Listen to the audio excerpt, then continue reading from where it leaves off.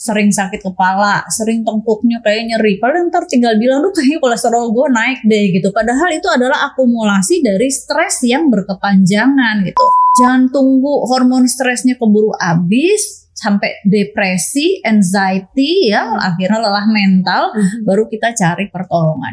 Nah kalau hormon stresnya tinggi terus, hormon stres akan menekan keluarnya hormon melatonin. Jadi kan susah tidur. Padahal hormon melatonin itu kita bilangnya kan hormon tidur gitu kan. Jadi bawaannya nggak bisa tidur. Kalau orang yang lagi burnout, imun sistemnya kan jeblok banget.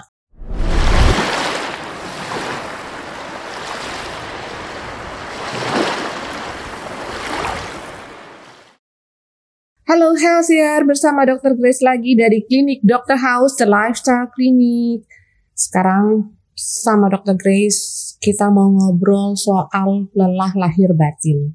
Gini Healthier, pernah gak ngerasain rasanya tuh lelah lahir batin sampai yang gue capek. Banyak kan yang ngomong kayak gitu ya dok ya. Nah, sebenarnya ternyata Dr. Grace bisa menjelaskan nih.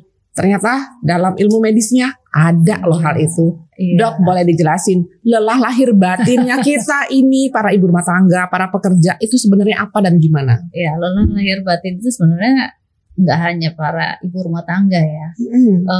Semua, bapak-bapak juga, ibu-ibu juga, wanita karir juga, bos-bos juga, yang namanya lelah lahir batin itu bisa terjadi. Dari sisi medis kita punya istilah namanya burnout ya. Burnout tuh ibaratnya udah abis-abisan deh, kebakar abis gitu loh ya, burnout. Tapi diagnosanya kita bilangnya adrenal fatigue ya. Adrenal itu kelenjar yang menghasilkan hormon stres atau hormon kortisol ya. Seharusnya kalau kita stres, adrenal itu kan menghasilkan hormon kortisol. Tapi kalau stres terus-terusan, hormon kortisolnya keluar terus-terusan, lama-lama juga habis. Sehingga kemampuan kita untuk cope with stress atau memanage stres jadi berkurang atau malah bisa hilang. Nah pada saat hormon stres itu udah benar-benar habis, kita bisa bilang si kortisolnya low banget ya, itu kita masuk ke fase burnout ya, ke fase adrenal fatigue, atau orang bilang, duh gue parah nih. Udah ciri-cirinya tuh misalnya kayak gini. Buat orang yang kerja deh ya, kalau ibu rumah tangga agak mirip-mirip dikit deh. Buat orang yang kerja ciri-cirinya misalnya gini, udah susah mau konsentrasi ya, mau konsentrasi udah susah, terus bawaannya pengen menunda-nunda pekerjaan. Itu sadar nggak sadar, bukannya males, kayaknya dia kayak gini, kayaknya nggak punya ide gitu loh. Jadi pekerjaan itu mulai dia tunda-tunda. Terus giliran kerja udah banyak yang salah. Bawaannya kalau dia bukan bos ya, dia bawahan ya, bawaannya jadi banyak melakukan kesalahan, jadi dimarahin, tambah stres, tambah burnout gitu kan. Itu satu. Tapi dari sisi kesehatan udah mulai gampang sakit ya, imun sistemnya turun ya, dikit-dikit flu, dikit-dikit sakit kepala. Terus yang paling sering apa? Duh gue kayak mah gue kambuh deh gitu ya. Atau asam lambungnya naik ya. Terus abis gitu tidur mulai susah. Atau kalaupun tidur kebangun-bangun mulu. Giliran bangun pagi gak seger. Bangun paginya tuh masih capek ya. Terus nanti baru bisa agak segeran itu sampai kantor minum kopi ya, mesti kayak di sugar rush dulu, kayaknya mesti masukin energi dari makanan-makanan manis. Jadi kan agak craving gitu kan, karena kalau kortisol awal-awal kortisol kita atau hormon stres kita naik, berarti insulin kan ikut naik.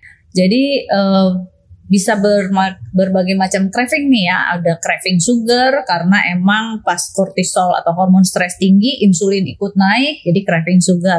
Tapi karena kita stres, kadang-kadang makan juga berantakan. Beberapa mineral deplete atau turun, sehingga timbul rasa craving untuk salt atau yang asin-asin. terus sering sakit kepala, sering tengkuknya kayak nyeri, padahal ntar tinggal bilang, duh kayaknya kolesterol gue naik deh gitu. Padahal itu adalah akumulasi dari stres yang berkepanjangan gitu. Jadi pada saat kita stres kan kita butuh banyak hormon kortisol, dan kita tahu hormon kortisol itu bahan bakunya kan kolesterol. Jadi ya banyak yang nggak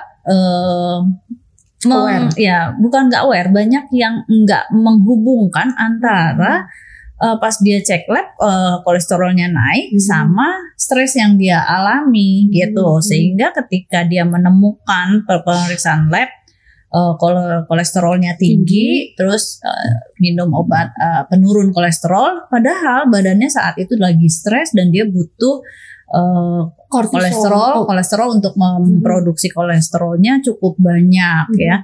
Nah pada saat kayak gitu tambah lama kan si hormon kortisolnya udah nggak terbentuk ya, lama-lama nggak terbentuk karena tambah sedikit akhirnya kemampuan kita untuk handle stres makin turun, lama-lama kita tidak punya kemampuan handle stres. Dan orang dengan kortisol rendah itu benar-benar rentan sama penyakit. Nah dok, ketika terjadi seseorang ini tadi, pertama secara medis akhirnya rentan penyakit karena sudah tidak memiliki kemampuan memproduksi kortisol. Selain mempengaruhi pada fisik tadi jadi rentan penyakit, apalagi yang terjadi dok? Brain fog paling sering. Ya, jadi kayak kelelahan mental, makanya dibilang lahir batin gitu loh, lahir batin gitu kan. Jadi kayak gini, kayak nggak punya energi untuk, jangankan untuk memikirkan ide-ide yang cemerlang, mau mikir besok mau ngapain aja males. Akhirnya apakah itu yang akhirnya bermuara pada depresi? Bisa ya, jadi kalau kita tidak punya kemampuan manage stress, atau kita tidak punya kemampuan, kita bilangnya bahasa gayanya tuh cope with stress, kemampuan kita untuk memanage ya, menghandle gitu stres itu lama-lama kita burn out ya, lama-lama kita kehabisan si hormon stres itu. Jadi jangan tunggu hormon stresnya keburu habis sampai depresi, anxiety ya, akhirnya lelah mental, baru kita cari pertolongan. Jadi sign-sign yang kayaknya nggak khas, kayak misalnya gini, mulai nggak kerja, nggak semangat gitu. Terus yang paling simple kadang-kadang gini, gila ya kerjaan lagi banyak, padahal gue udah mulai diet ketat sana sini tapi tambah gemuk. Oh, itu gitu. Salah satu pertanda ya, juga. Bisa juga pertanda. Jadi weight gain, jadi berat badan naik nggak bisa dijelasin padahal rasanya udah ini. Kadang-kadang ada yang salah juga menafsirkan ketika dia lelah kayak gini, aduh gue kayaknya kurang olahraga, terus dia olahraga gila-gilaan. Salah juga. Jadi pada saat-saat kayak gini, apa sih sebenarnya yang harus kita lakukan gitu. Pertama kita mesti lihat dulu nih pola. Nah pola dulu nih, apa nih, bener nggak sih nih kita lagi stres, ada terjadi perubahan pola di namanya circadian rhythm ya. Pola circadian itu harusnya pola circadian itu adalah pola keluarnya sel hormon stres dan hormon melatonin gitu kan keluar gitu. Harusnya hormon stres atau kortisol itu keluar pada pagi hari tinggi ya, siang naik, nanti sore mulai turun, malam tentu turun. Itu berlawanan dengan melatonin. Jadi kalau pagi kortisol tinggi, melatonin rendah. Ya, siang begini ya, kortisol tambah turun, melatonin malam, kortisolnya turun, melatoninnya tinggi. Karena antara melatonin sama kortisol, hormon stres itu saling opposite. Nah, bayangin kalau aku pernah nemuin ya pasien ketika diperiksa hormon stres atau hormon kortisolnya 24 jam ya, 4 kali. Pagi, siang, sore, dan malam hormon stresnya stabil, tinggi terus. Kan nggak boleh gitu. Nah kalau hormon stresnya tinggi terus, hormon stres akan menekan keluarnya hormon melatonin. Jadi kan susah tidur. Padahal kita hormon melatonin itu kita bilangnya kan hormon tidur gitu kan. Jadi bawaannya nggak bisa tidur. Oke. Jadi Dok, lelah. Sebentar. Baik, tadi udah dijelaskan sama Dr. Grace apa itu burnout atau lelah lahir batin. Kemudian Dr. Grace juga sudah menjelaskan tadi penyebabnya dok ya. Berarti ketidakseimbangan hormon. Oke, nah sekarang tadi Dr. Grace juga secara jelas sudah menjelaskan berarti hormon kortisolnya dia tinggi, terus yang lama-lama akhirnya nanti nggak bisa produksi lagi. Nah, sekarang penanggulangannya dok supaya si hormon kortisol tidak sebegitunya. Sebenarnya kalau kita burn out ya, kita mesti benahi lifestyle kita dulu. Jadi jangan buru-buru get into drugs ya, atau get into medicine. Jadi jangan terus tiba-tiba apa ya obatnya ya gitu. Bukan, jangan itu dulu, itu belakangan. Ya, lifestyle yang dimaksud itu pertama nih kalau kita udah ngerasa burn out ya, kalau kita udah ngerasa lelah lahir batin ya, kalau dicek hormon stresnya pasti kacau balau ya. Benerin circadian rhythm yang aku bilang tadi. Artinya gini, benerin circadian rhythm berarti membagusin tidur. Gak bisa dok, susah saya mau tidur gitu. Jangan mulai dari tidur, mulai dari pagi. Jadi let's say belum bisa bangun pagi, tapi begitu pagi ya usahain bangun dan keluar berjemur keluar. Kalau perlu grounding, pernah dengar grounding itu kita jalan ya di, kalau yang bagus tuh di tanah sebetulnya ya. Jadi kita benar-benar kontak erat dengan bumi gitu, katakan gitu ya. Kayak nenek moyang kita zaman dulu ya. Grounding itu penting banget buat kita bilang. Banyak sih sebenarnya fungsi benefit dari grounding. Jadi intinya kita berjemur kena matahari, karena ketika kita berjemur itu sel-sel mitokondria kita itu kena infrared, dia akan memproduksi melatonin juga gitu kan. Terus kita dapat asupan vitamin D, which is di mana vitamin D itu juga fungsinya banyak, tapi salah satunya juga menurunkan inflamasi dan menaikkan imun sistem. Kan kalau orang yang lagi burnout imun sistemnya kan jeblok banget gitu kan. Jadi bukan terus tiba-tiba minum obat gitu ya. Itu yang pertama, kita grounding. Terus apa lagi?